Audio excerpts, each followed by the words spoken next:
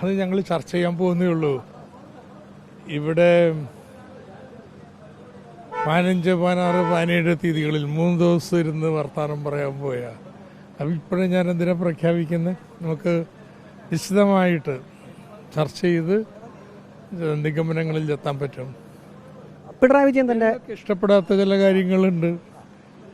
അപ്പോൾ നിശ്ചയമായിട്ടും അത് മനസ്സിലാക്കണം, അത് തിരുത്തണം.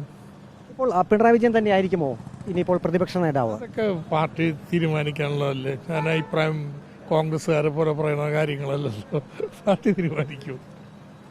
ഇതിൽ ഭരണവിരുദ്ധ വികാരം എന്നതിലുപരി മതന്യൂനപക്ഷങ്ങളുടെ ഒരു ഏകീകരണം ഉണ്ടായി എന്ന് പൊതുവെ ഒരു വിലയിരുത്തലുണ്ട്. അങ്ങനെ തന്നെയാണോ കരുതുന്നത്? കേരളത്തിലെ എല്ലാ കാലത്തും ഭൂരിപക്ഷം മതന്യൂനപക്ഷങ്ങളിൽ ഇടതുപക്ഷത്തിന് വോട്ട് ചെയ്യാറില്ല.